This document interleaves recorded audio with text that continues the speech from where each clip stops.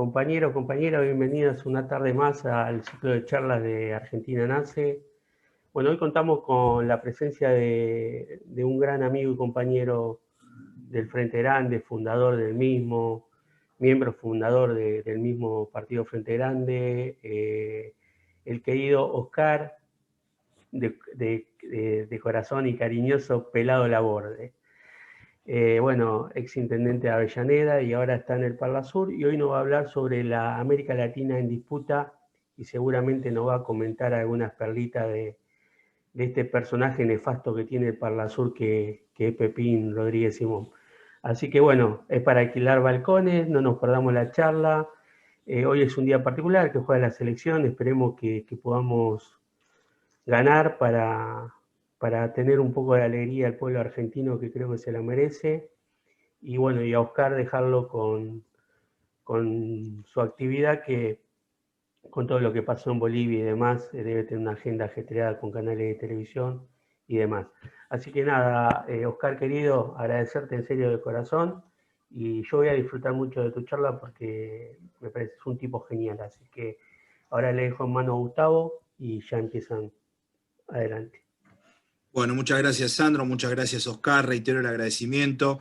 Y cuando nos dijiste el título de la charla, que es América Latina en disputa, todavía nosotros, la opinión pública, no se había enterado de los sucesos de público conocimiento, que son las denuncias del actual gobierno plurinacional de Bolivia sobre la anterior gestión de Mauricio Macri, denunciando que habían enviado armas de manera ilegal por intermedio de la Fuerza Aérea y la Gendarmería para reprimir al pueblo boliviano y para terminar ayudando a lo que fue el golpe de Estado contra Evo Morales.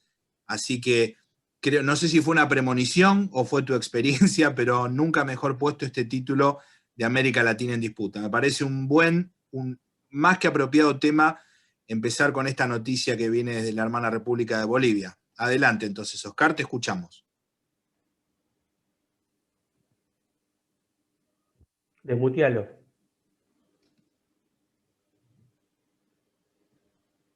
Ahí está.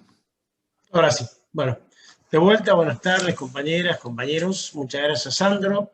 Muchas gracias por la invitación y por esto de dedicarle un sábado a hablar de política internacional, ¿no? Yo creo que efectivamente nuestra militancia debe apelar a la épica, a la combatividad, ojalá que apelemos a la organización, pero a veces el debate de ideas, que es el debate principal, el debate que es el que ordena efectivamente a los ejércitos, no siempre el movimiento popular lo da, ¿no? Intentar hacer avanzar un proyecto popular en Argentina sin saber qué es lo que pasa en América y en el mundo, eso es ilusión, ¿no? Es una fantasía, porque efectivamente nosotros interactuamos con la región. Argentina influye en la región y la región influye en Argentina. Entonces, si no comprendemos cuáles son los lineamientos generales, es difícil que podamos hacer política cotidiana. Entonces, podemos hacer rosca, podemos, digamos, hacer esfuerzo, pero política, digamos, plantarse al enemigo, hay que conocer cómo se mueve el enemigo y entonces cómo nos movemos nosotros, ¿no? El título tiene que ver porque esta idea de América Latina en disputa. En primer lugar, nosotros tenemos que centrar a América en cómo está el mundo. El mundo, hay una confrontación estratégica, geopolítica, entre los Estados Unidos y China y su aliado Rusia. Nada de lo que sucede en el mundo, compañeros de acá para adelante, nada va a ser ajeno a esa confrontación. Lo que pasa en el Medio Oriente, lo que pasa en América Latina, el Brexit, todo se puede explicar desde esa confrontación que ha decidido dar Estados Unidos, no admitiendo la prosperidad de otra nación, el crecimiento de otra nación para poder compartir parcialmente la hegemonía del mundo. Y entonces necesita América Latina, siempre fue el patio trasero, siempre necesitó de América Latina para hacer sus negocios, bueno, su ampliación. Recordemos que Estados Unidos en la tercera ola de expansión se queda con la mitad de México y luego invade gran parte del Caribe y Centroamérica, pero en este momento le es clave América Latina, porque necesita de América Latina incondicionalmente para poder contarla en su confrontación con China y su aliada Rusia. Y ese es el destino que nosotros tenemos, es decir, o somos aliados incondicionales de los Estados Unidos en una pelea con China que no tenemos nada para ganar, o somos un polo en un mundo multipolar.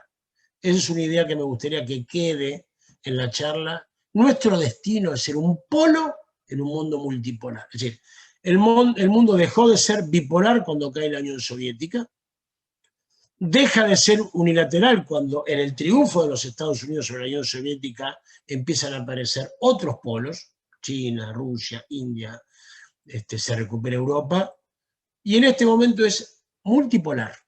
Es decir, hay varios polos de poder, ¿no? En la Guerra Fría había 2 polos, luego quedó un polo solo, ahora hay varios polos, ¿no? En el sudeste asiático, en Europa, en China, en India, como decía, en el norte de América, y entonces América Latina debe ser un polo, debe ser una unidad que pueda interactuar con el resto de los poderosos desde la unidad, desde la integración. Y eso sucedió. Nosotros tuvimos durante años ese polo, ¿no? Ese polo que tuvo su cenit en el 2005, cuando dijimos no al ALCA, pero que ya había comenzado a construirse anteriormente. Claro, eso es justamente lo que no quieren los Estados Unidos, tener un polo que le compita. Entonces nosotros del 98, del 2000, del 2002, cuando Lula asumió, no importa los años de comienzo, digo, es esos 15 años que culminan cuando los gana Macri, tuvimos un momento virtuoso, un momento único en América Latina. Nunca había habido tantos gobiernos populares y mucho menos había habido articulación entre los gobiernos populares. Los gobiernos populares habían estado a destiempo, ¿no? El que digamos, piensa e intenta ser un polo en el mundo anterior fue Perón, cuando plantea el ABC, ¿no? El ABC era la articulación de Argentina, Brasil y Chile, ¿no? Bueno, él colabora con Getúlio Vargas, colabora con un general Videla en Chile, como para tratar de hacer eso, que Sudamérica sea el ABC, que juntos disputaran con los Estados Unidos y además juntos tuvieran una infraestructura común y un mercado común. Eso fue el intento del ABC. Bueno, Perón derrocado por ese intento, y Getúlio Vargas se suicidó, y en la carta de suicidio explica que una de las cosas que llevaron a que le hagan el golpe fue el intento de articular con Argentina la idea de funcionar de manera común, ¿no? Perón colabora con el triunfo de Getúlio Vargas no puede cumplir por presión el acuerdo, termina siendo derrocado y se termina suicidando. Y no bastó con Chile solamente decir, estuvo a destiempo siempre la existencia de gobiernos populares, que los hubo. ¿No? Los hubo en México al comienzo del siglo pasado, lo hubo en Perú con el APRA, hubo varias experiencias populares, desde ya el peronismo, ¿no? Pero nunca habían sido simultáneas y con decisión de articular entre sí. Eso pasó en el 2000, ¿no? en los 2000 hasta el 2015. Chávez comienza como una revolución nacionalista, donde plantea la idea de Simón Bolívar, una idea de nación, una idea de autonomía, de soberanía. En el 2002 gana Lula, gana Néstor. En el 2003 hacen un acuerdo con Lula que se llama el Consenso de Buenos Aires, que lo firman polemizando con el Consenso de Washington, ¿no? Donde ya plantean en octubre del 2003 lo que van a hacer, y en el 2005 dicen no al ALCA. Claro, parecía increíble, ¿no? Del 2003 adelante, Néstor colabora con el triunfo de Tabaré. ¿Se acuerdan que en esos días se permitió que los uruguayos vayan a votar? Estaba Tabaré.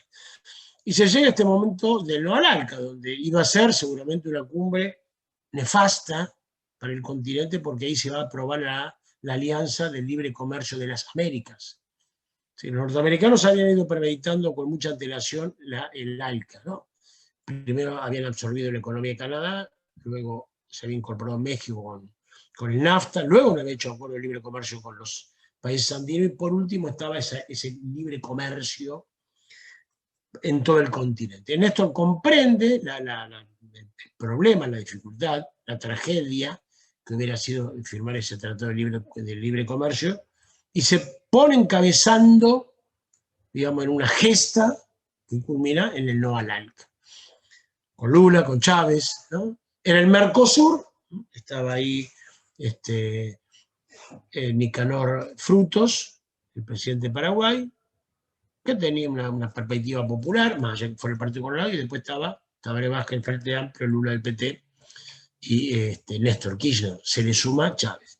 Y se hace una gesta inédita, ¿no? Porque decirle que no a un planteo que venía estructurándose tanto tiempo anteriormente. Y Néstor Kirchner decide decírselo en la cara, ¿no? Bueno, yo en esos días articulé la cumbre social en el No al ALCA, tengo una amistad con Rafael Bielsa, y no se sabía bien qué había decidido Néstor, porque los tenía todos muy entretenidos dándole informaciones contrarias. Cuando él se entera que George Bush sube al avión presidencial, al Air Force One, ahí le dice a Rafael, decide a Condoleezza Rice, que era la secretaria de Estado, que no vamos a firmar el ALCA. Él quería que venga Bush, quería decírselo en la cara, ¿no? Comprendía el gesto histórico que significaba decirle no al ALCA y quería decírselo en la cara.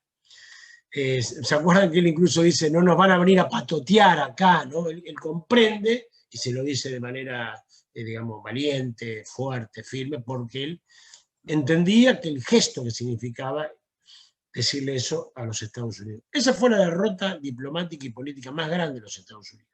Sí. Estados Unidos tuvo derrota militar, la tuvo en Vietnam, un poco en Corea, pero nunca, ni antes ni luego, sufrió una derrota diplomática, como la que pasó en aquel día en Mar del Plata, ¿no? Así fue de importante. Claro, y ahí surge un nuevo momento en el mundo, ¿no? Donde empieza a aparecer una América Latina, sobre todo una Sudamérica, yo diría, con perspectiva. Mejora el Mercosur se suma a Venezuela al Mercosur.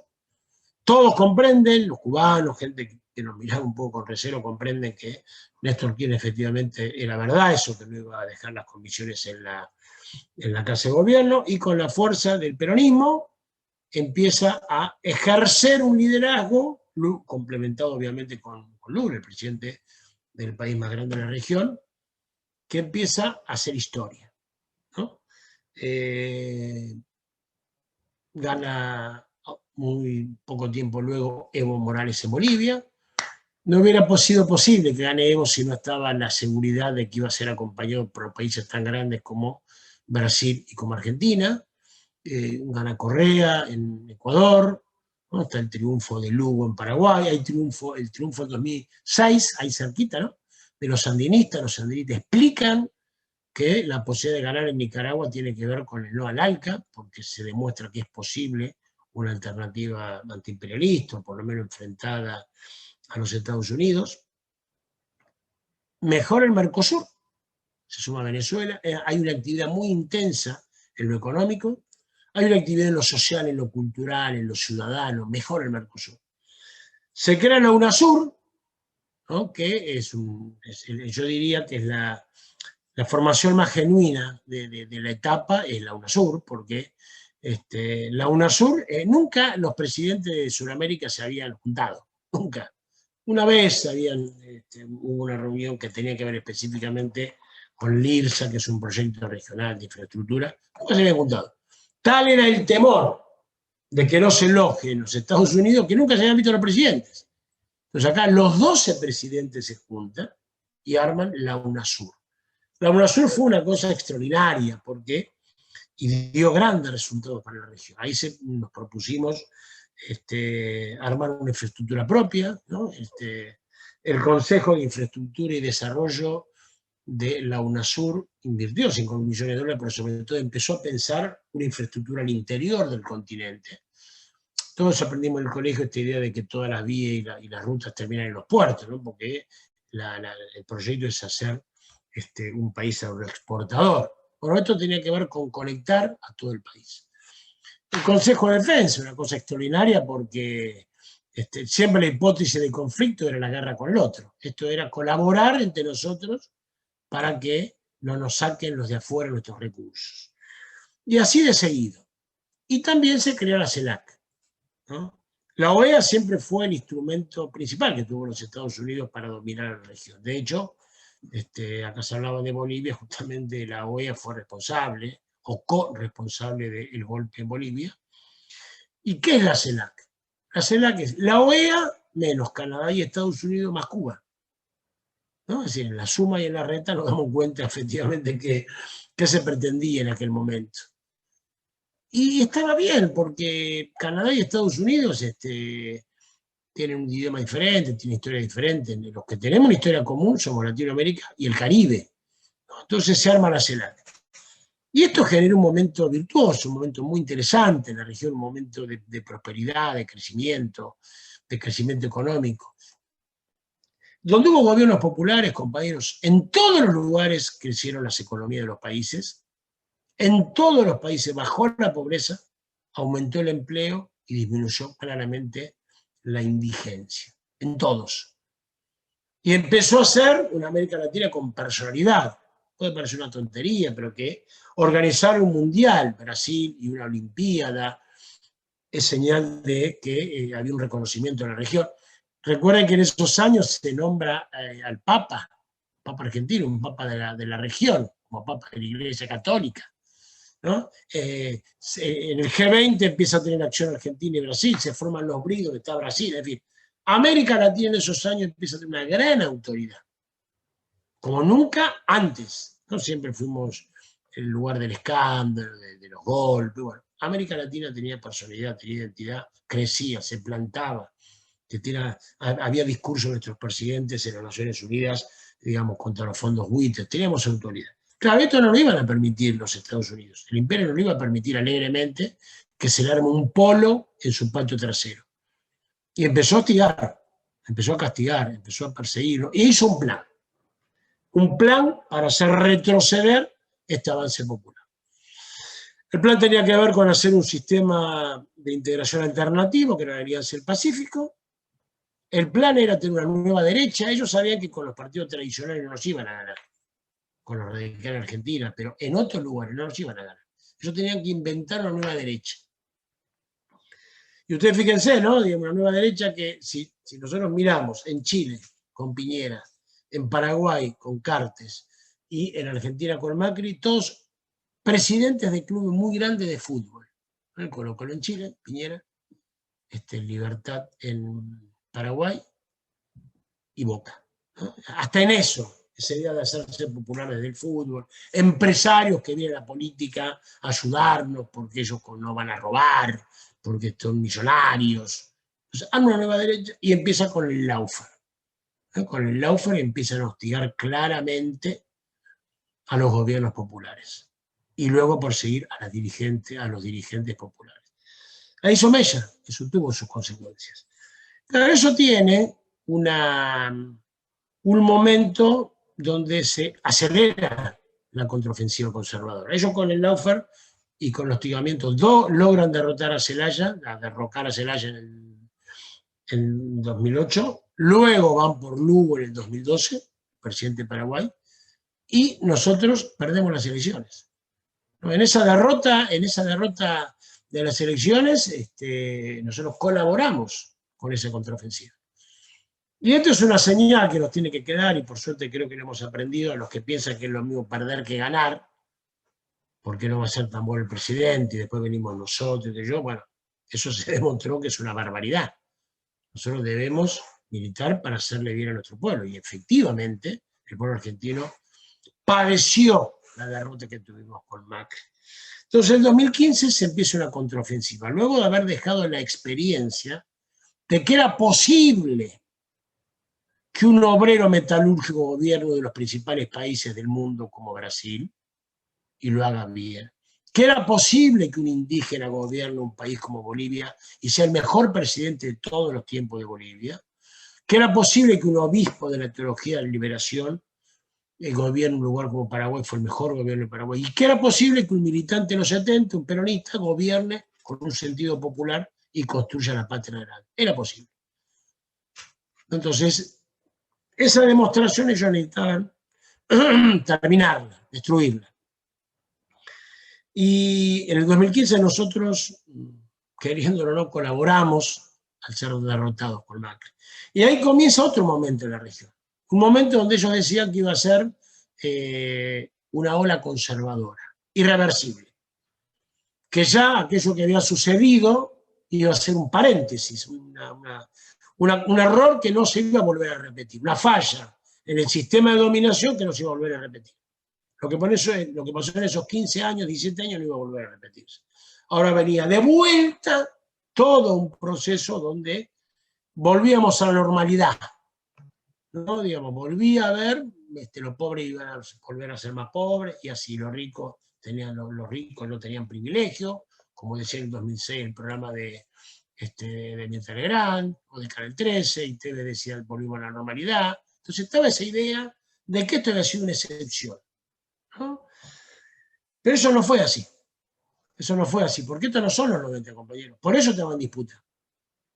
Es decir, hubo una etapa donde hubo una época popular y ahora no hay una ola conservadora que nos arrasa. Hay un momento de disputa. Eso tiene el sentido de la propuesta de charla que le hacía a Sandra. Es un momento de disputa. ¿Qué quiere decir? Que tampoco es que ahora todas las elecciones las van a ganar las propuestas populares. Hay una disputa. Y el movimiento popular aprendió, ¿no? ¿Y por qué no son los 90, digo yo? Porque, en primer lugar, cuando fue en los 90 había una derrota grande en la Unión Soviética en manos de los Estados Unidos. Estados Unidos era su adversario geopolítico, militar, ideológico, moral, y lo derrotó claramente.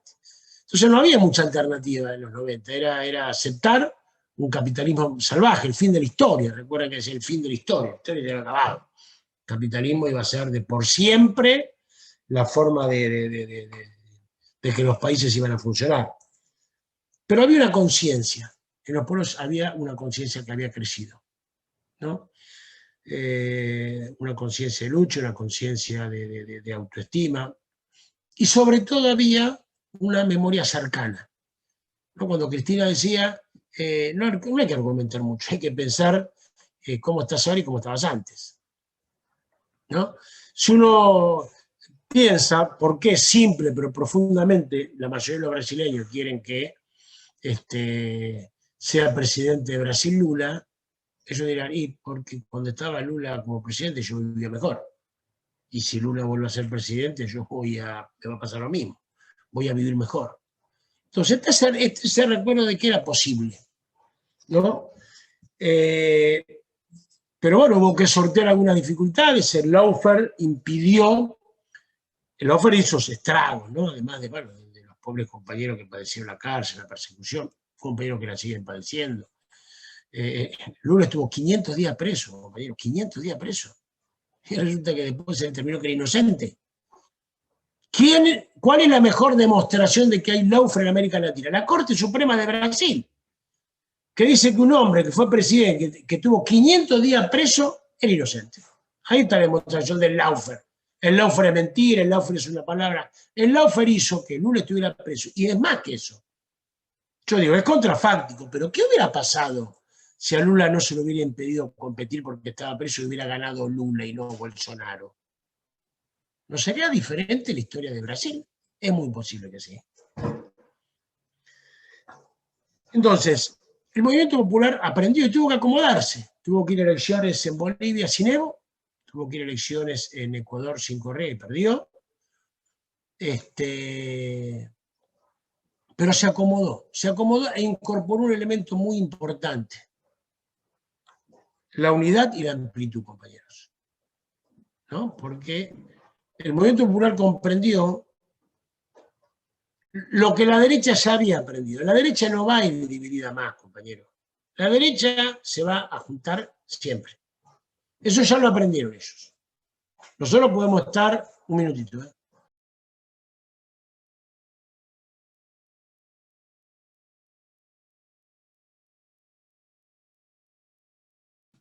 Sí, sí. Desmutealo, Gustavo. Sí, sí, está desmuteado. Está desmuteado, Oscar, ¿eh?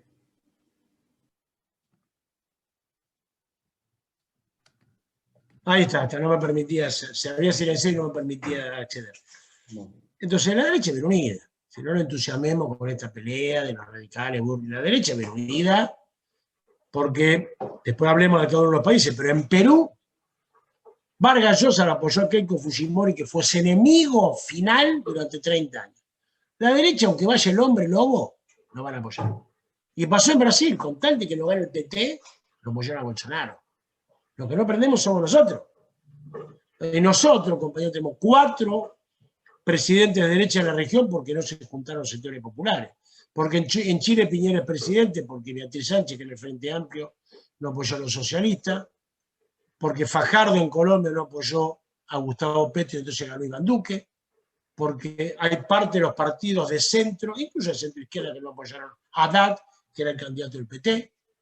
¿No? Entonces, nosotros hemos aprendido la unidad y la amplitud. ¿Por qué hago esta diferencia? Porque la unidad es juntar lo que pensamos lo mismo. La amplitud es juntarlo con lo que no pensamos igual. Pero tenemos enemigos comunes. Esa es la diferencia. Dentro del frente de todo, pensamos todos igual, no, gracias a Dios. Porque eso es lo que nos permite ganar. Ahora, después renegamos. Algunos renegarán porque Cristina se mete mucho, otros renegarán porque Massa quiere la hidrovía que sea para Jean de Nur, renegamos ahora. Yo prefiero renegar en un gobierno así y no juntarnos para pelearnos contra Macri, porque nos gane Macri. ¿No? Entonces,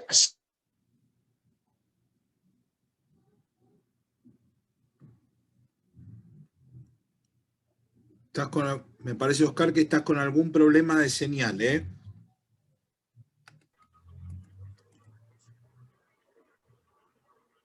A ver ahí, Oscar. ¿Ahora sí? Sí, igual estás con un problema internet. Se te puso amarilla la señal de internet. Debes estar con mala señal. No es que me esté haciendo el pro, se puso amarilla porque... No. Entonces decía, la unidad y la amplitud. Bueno, nosotros tendremos que encontrar los mecanismos, compañeros, para saldar las diferencias que tenemos, que las tenemos. Está claro que la presidenta del Senado no piensa igual que el presidente de diputados. Pero eso es una virtud, ¿no? Porque justamente la complementación de las ideas y del respaldo hace la posibilidad de ganar. Entonces, unidad y amplitud. Convivir con los liderazgos, eso es un problema que tiene el movimiento popular. Evo, el viejo líder del MAS, tiene que aprender a convivir con Luis Arce. Alberto tiene que aprender a convivir con Cristina. No alcanzó a convivir Arauz, el candidato de Ecuador, con Correa, lamentablemente en parte se perdió por eso. En Perú tendrán que convivir Verónica Mendoza con el profesor Castillo, que habían estado muy enfrentados al comienzo de la elección, se dijeron de todo. Y entonces es el momento que viene. Es en disputa porque lo principal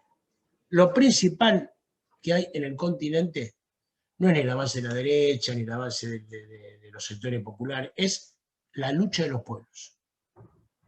Si nosotros nos vemos, en cada país hay una lucha muy fuerte, aún con los condicionamientos que obliga la pandemia, las cuarentenas y el aislamiento. Grandes luchas hubo en el 2019. Si ustedes miran, nosotros ganamos en agosto las PASO por gran diferencia. Automáticamente se producen las luchas en Chile, en Bolivia y en Ecuador. Automáticamente, inmediatamente, porque hay una retroalimentación. Imagínense lo que va a ser para la región si gana Lula, y luego, y al revés, lo que pasaría si no puede ser Lula de vuelta presidente y Bolsonaro impone un golpe de Estado. Entonces, lo que hace Argentina influye mucho, por eso nosotros tenemos que comprender la responsabilidad que tenemos. Entonces, vivimos en un momento donde lo principal es la lucha, y empieza a aparecer ese pueblo ignorado, ¿no? Los gorilas le decían el rubión zoológico, ¿no? La patria sublevada, le decían a algunos, los nuestros, el rubión zoológico, los gorilas. Y en Chile empieza a aparecer eso de las poblaciones, donde la esposa de Piñera dice que eran alienígenas, porque ella no estaba acostumbrada a ver esa gente en el centro de Chile. Y empieza a aparecer un castillo, que aparece con un burro, y aparece con un sombrero, y a algunos le parece ridículo, pero ese es el Perú verdadero, compañero, mayoritario. No la élite limeña que la pasa bárbaro, mientras el 70% del Perú es pobre. No, y yo también se lo digo a nuestro gobierno, no son. ¿No? El pueblo no es el que vive en la capital federal, el pueblo son los que están en el conurbano, los que están al interior. Eso es el pueblo verdadero. Yo espero y creo que nuestro gobierno comprenderá que nosotros ganamos para ayudar a ese pueblo. Después hay otras luchas que son importantes, pero la lucha principal es, para eso vinimos, para eso nos juntamos con quien teníamos idea, por eso nos comemos algún sapo, para poder hacer lo que vinimos a hacer, ¿no? A mejorar las condiciones de vida de nuestro pueblo. Eso tiene que ser lo principal. Entonces, ese es el momento. Hay que ver luego si las luchas canalizan y prosperan en triunfo, que no es lo mismo. En Ecuador hubo mucha lucha. Lamentablemente, la falta de comprensión de que había que trabajar con los originarios, con los indígenas, impidió que se ganara. En Chile está muy desordenado. Es decir, la derrota en Chile de la derecha fue brutal. Nunca la derecha había sacado 23%. Nunca había sacado menos de 42% la derecha, nunca. Ahora, ¿canalizará todo eso un nuevo gobierno popular? No sé. En Ecuador no pudo ser, ¿no? ¿Sabrán en Perú convivir los sectores centro-izquierda con esa izquierda rural, yo diría, del profesor Castillo? No sé, ojalá que sí. Porque en México también gana una cosa diferente. López Obrador y Morena es diferente, tan diferente que se juntaron todos los partidos para enfrentarlo. Así que en México ha ganado una expresión popular, en Argentina con el peronismo como centro gana el Frente de Todos, en Bolivia con el MAS, con los originarios allí fuerte, se triunfa, se pierde en Ecuador, se gana ajustadamente en Perú, se puede ganar en Brasil, es muy posible que Gustavo Petro gane en Colombia, pero ni en aquel momento que perdimos en el 2015 era la seguridad de que todas las elecciones le iba a ganar la derecha, ni ahora tenemos la seguridad, compañero, que todas las elecciones las va a ganar las expresiones populares. Por eso es un momento de disputa. Y nosotros tenemos una gran responsabilidad, voy terminando, en la Argentina. Por nuestro pueblo, primero y principal, una desunión sería suicida. Yo espero que la vanidad, la diferencia, la disputa por los lugares, bueno, no nos afecte. Lo digo con toda la sinceridad y digamos, la preocupación, ¿no? Porque también nosotros vamos a ser un ejemplo para América Latina. Así que con el pueblo, nosotros tenemos que estar conformes en la medida de que el pueblo esté luchando en la calle. Si el pueblo está luchando en la calle, nosotros tenemos esperanza. Y el pueblo tiene que luchar en la calle y reclamar también con nuestro gobierno, compañero. ¿No? También con nuestro gobierno. Es decir, por supuesto que nosotros jamás vamos a hacer algo para afectar a nuestro gobierno, pero nosotros los reclamos, hay que hacerlo en forma como para hacerlo sentir. Así que bueno, yo llegaría hasta acá. No sé si me extendí mucho o poco, pero llegaría hasta acá Sandro y Horacio, no, y Gustavo. Así que aquí me quedo y si les parece opiniones o preguntas, a disposición. Bueno, muchísimas gracias, Oscar. Ha sido clarísima tu exposición. Te quiero leer los saludos de aquí de los compañeros de la UOCRA de Viedma, el compañero Aguilera, la compañera Virginia también de la UOCRA, de la Juventud Sindical de Viedma, Río Negro, el compañero Daniel también de la Juventud Sindical de la UOCRA de Viedma, compañero Carlos Lira de San Juan. Es un placer escucharte, Oscar, también muy claro y muy conciso y muy didáctica tu exposición. Bueno, también Eliana Chatruc, que está moderando junto conmigo, agradece la charla y destaca la amplitud de temas que has tocado. Y yo quisiera empezar con una pregunta, perdón que tome la iniciativa, pero una pregunta que es mía, y que si nos podés resumir sucintamente la situación actual sobre la denuncia que hace el gobierno de Bolivia con respecto al envío o al supuesto envío de armas del gobierno de Macri para reprimir al pueblo boliviano en lo que finalmente culminó con la caída, el golpe de Estado contra Evo Morales.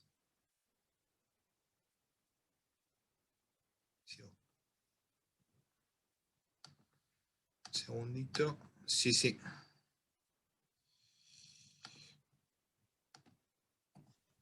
Ahora sí. Ahora sí. Bueno, a ver, empecemos. En Bolivia un golpe de Estado, digamos, ¿no? Lo primero que tenemos que decir nosotros, del Parlasur así lo determinamos, un golpe de Estado diferente a lo tradicional. En vez de los militares fue la policía, estuvo muy metida la OEA, la presencia de los yanquis, como siempre, tratando de impedir avances populares, hubo un golpe de Estado. Estaban todas las seguridades, ¿no? Lo que aparece ahora es la certeza, y van a seguir creciendo las certezas, ¿no? El envío de armas, que ustedes fíjense cronológicamente, ¿no? El 10 es obligado y renuncia Evo Morales. El día 12 llega un avión Hércules con un montón de armamento. Está claro que esa cantidad de armamento no es que vos vas al galpón del fondo, lo pones en el baúl de la caja de la camioneta y lo llevas al vecino. Vos para armar semejante preparación de gendarme y de armamento y de pistola, tenés que hacerlo varios días antes. Hay que hacer inventario donde la sacás. En 2 días lo hicieron. Y al otro día, a los 2 días, vienen armas también de Ecuador.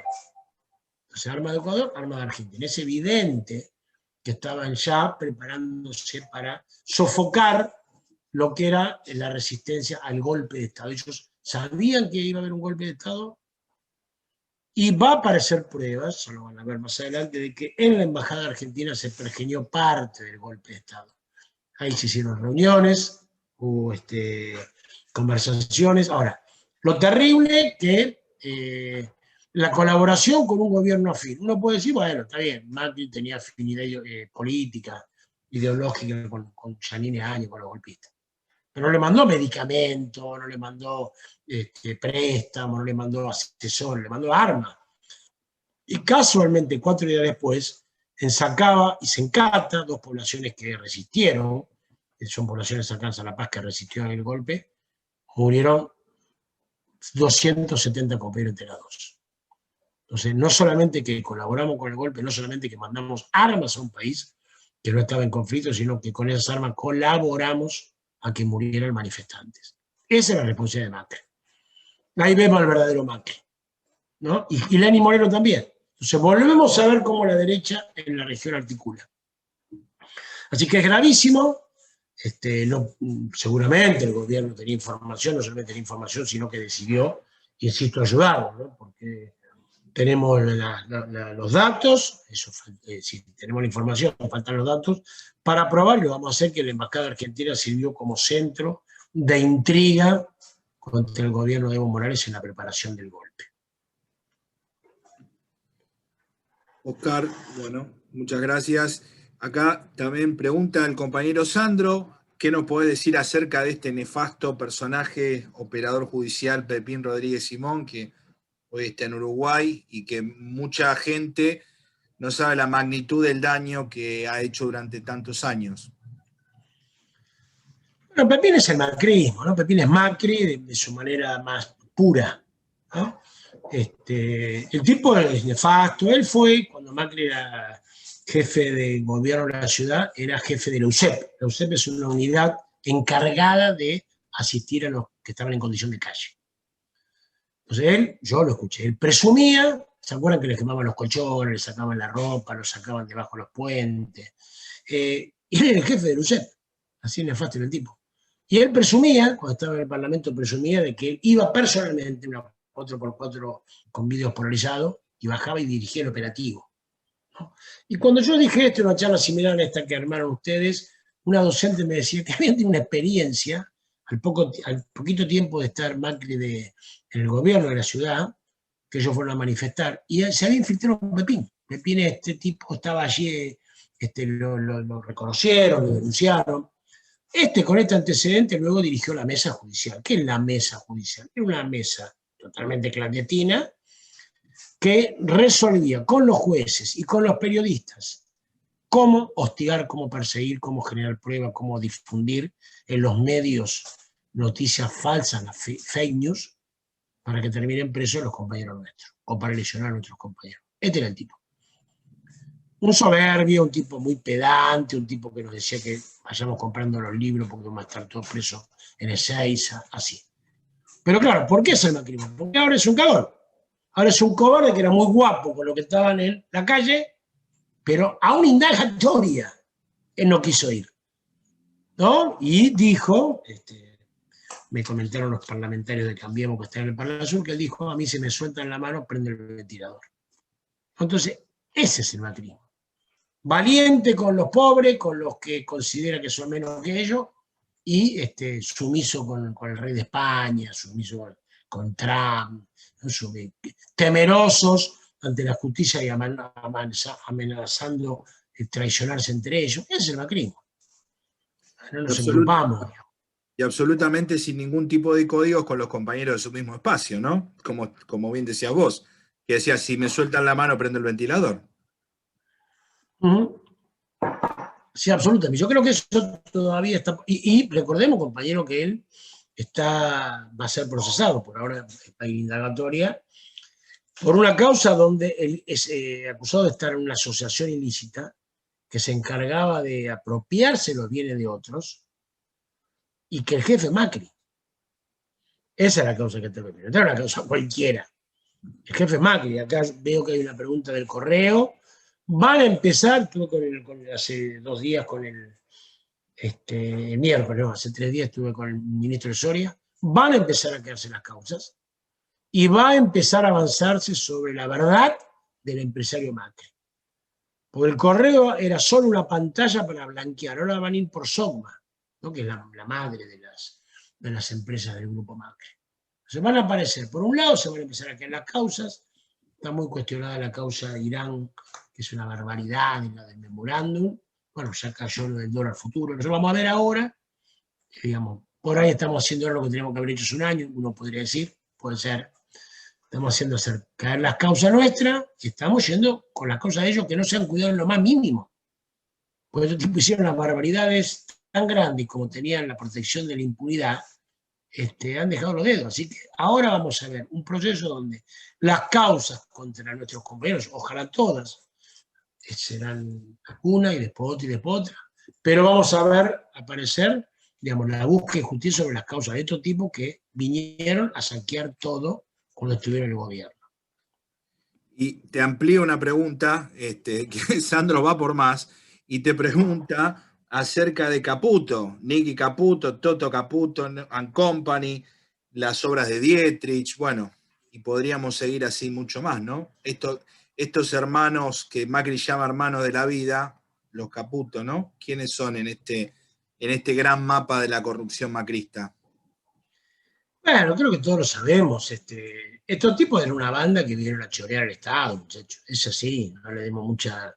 Entregaron los servicios de inteligencia a los yanquis, entregaron las relaciones exteriores a los yanquis, le regalaron la economía a los financistas que eran de ellos, que eran todos vinculados al blanqueo, a la evasión y al lavado de dinero. Esos son ellos.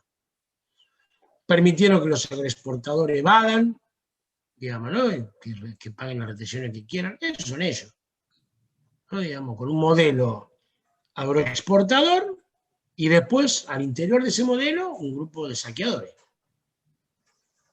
Clarísimo. Así que los Caputos, todo eso es así. Y eso, ojalá que salte, ojalá que se descubra, sobre todo para comprender que es una barbaridad dejarle el país a estos tipos, ¿no? Nosotros tenemos que juntarnos y explicar eso. Bueno, en la medida que empiezan a aparecer pruebas, será más evidente eso. Bueno, antes de hacerte la última pregunta, te quiero leer los saludos y los agradecimientos. El compañero Rodrigo Velar te agradece la exposición, muy esclarecedora, en especial la parte donde tocas el tema de la UNASUR. Dice que, bueno, que hay que mantener la bandera de la unidad, dejar de tener en mente la lucha entre los países de Sudamérica, las viejas hipótesis de conflicto y el recuerdo que trajiste que luego de la caída de Perón, las principales hipótesis de conflicto argentina fueron con el ABC. Te mando un abrazo y muchas gracias, compañero. Y te pregunta también, Rodrigo, si podés contar el tema de la situación de Haití, ya que hay una misión argentino-brasileña y ahora están pidiendo la intervención de Estados Unidos, ¿no? Me parece que debemos ayudar ahí nuevamente, dice Rodrigo. Bueno, sí, a ver, Haití. Haití está condenado, Haití. Lamentablemente, compañero, cuando en 1804 los esclavos de Haití iniciaron una revolución que terminó en la independencia de Haití, los imperios la condenaron. ¿no? Digamos, de por vida arrastró la audacia, el castigo por la audacia de haber hecho una independencia de esclavos, ¿no? Y además de esa condena, nunca pudo levantar cabeza Haití, solamente cuando estuvo Aristide, el profesor Aristide, que era un profesor que organizó un movimiento llamado La Balaz, que es como ese canto que tienen los haitianos que van como corriendo y manifestándose, como una avalancha. Después lo derrocaron, lo llevaron a Estados Unidos, le quemaron la cabeza. Estados Unidos no tiene ningún interés que se estabilice Haití. Por un lado, es la venganza histórica de los europeos, que dicen estos tipos se atrevieron, ahora la van a pagar, y la siguen pagando trágicamente.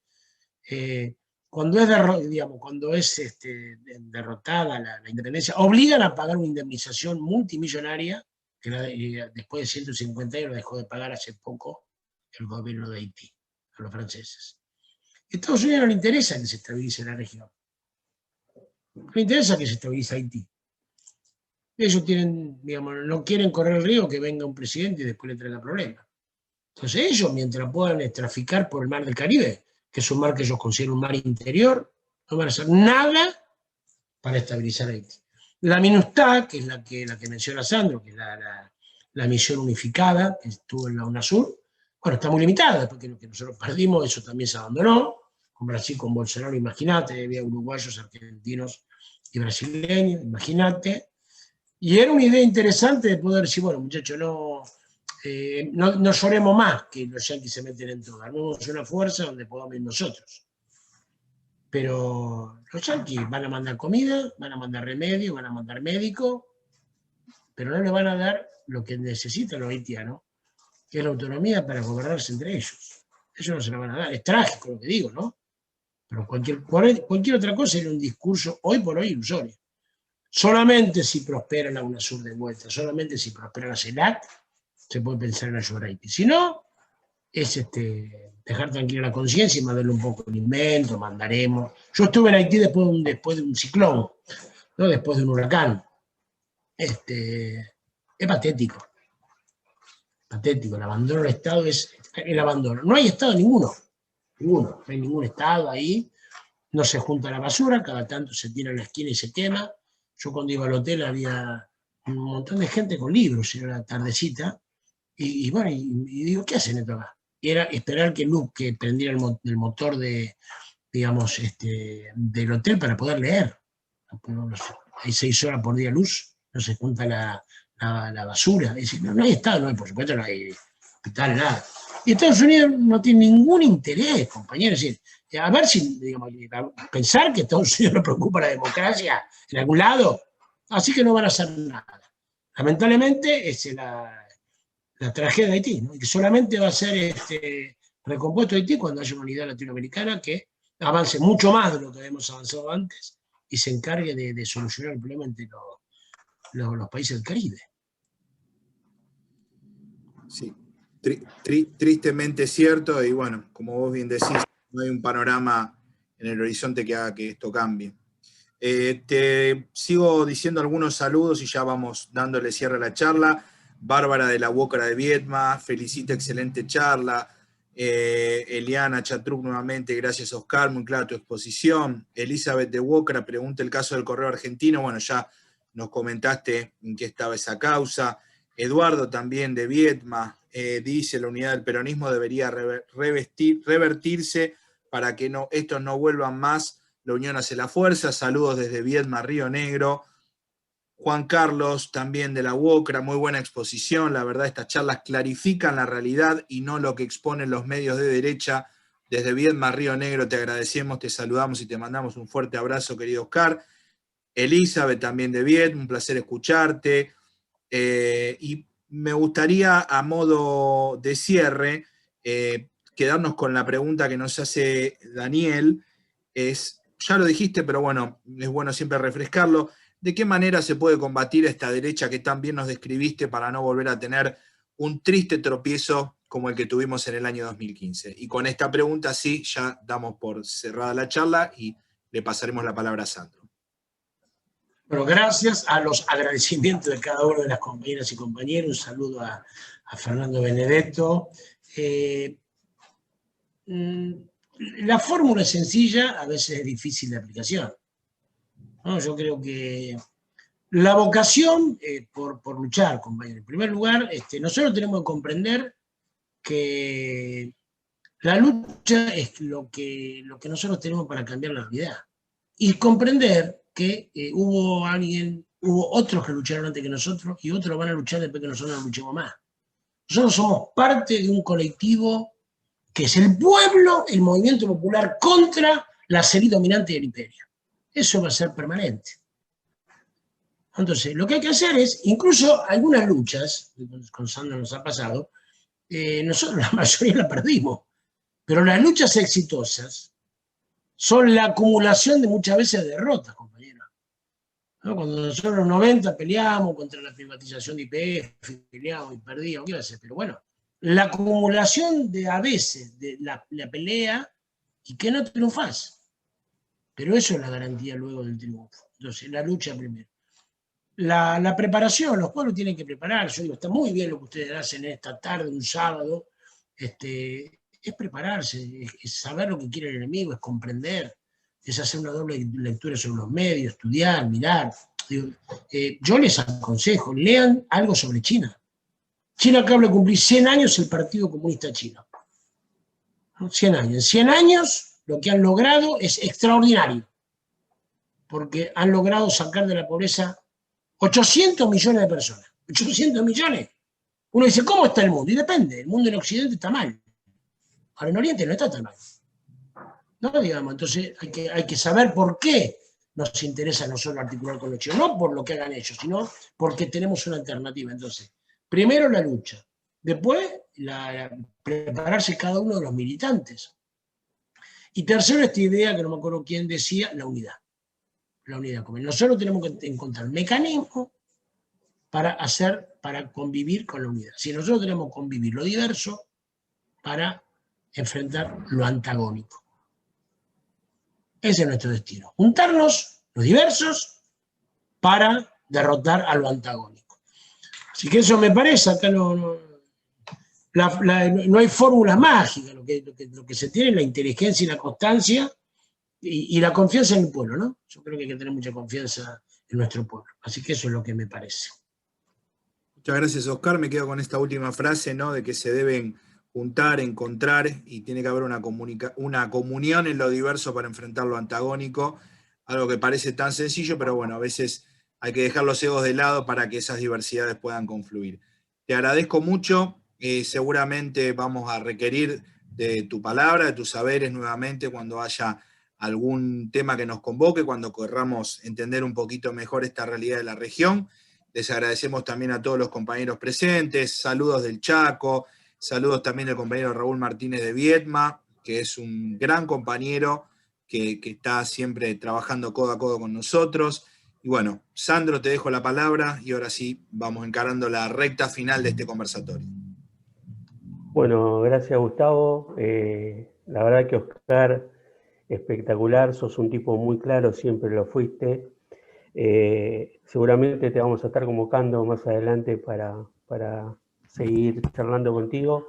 Te quería dejar un fuerte abrazo, ahí lo escribió en el chat, pero bueno, te dejo un fuerte abrazo el compañero Fernando Benedetto, un compañero mío de la militancia de Varadero del Frente Grande, al cual respeto y le debo mucho. Así que bueno, Oscar, agradecido de corazón porque cuando te llamé enseguida me dijiste que sí. Y bueno, como hacemos acá siempre en Argentina Nace, la despedida te la da un miembro de la mesa ejecutiva. Y en este caso le voy a dar la palabra a nuestro vicepresidente primero, que es Nico Requena, que es intendente de la localidad de Hermoso Campo de la provincia del Chaco. Así que Nico. Buenas tardes, compañeros. A todos, mucho gusto al compañero Oscar. Una excelente disertación, muy clarificadora, ¿no? Para todo el contexto internacional, que tiene mucho que ver, como decía el general Perón, ¿no? La verdadera política es la política internacional, ¿no? Para ubicarnos bien y de alguna manera saber nosotros que a pesar de las diferencias hay que unificarse porque el enemigo en realidad es el que está enfrente.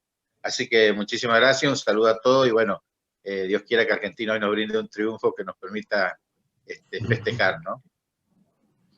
Bueno, gracias, Nico. Sí, Oscar. No, bueno, muchas gracias, compañeros. Veo que hay muchos compañeros de la UOC, compañeras y compañeros, y eso está muy bueno.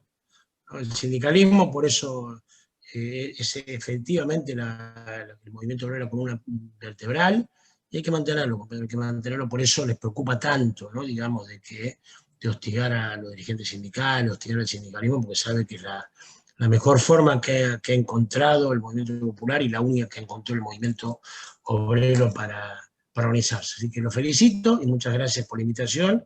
Y bueno, sí, a disposición para cuando a ustedes les parezca.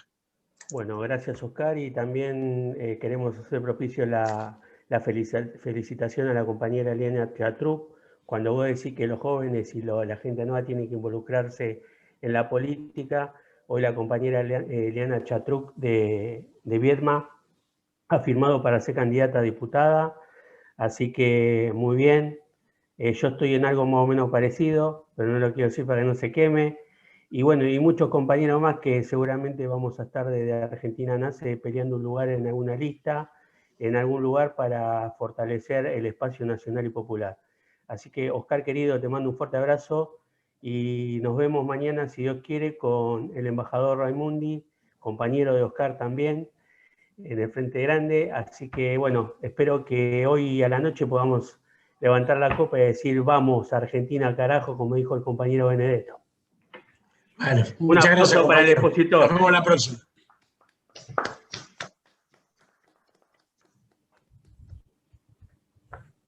Muchas gracias, compañero. Buenas tardes. Y aguante Argentina esta noche. Vamos, muchachos, a preparar la picadita. Buenas tardes, compañero.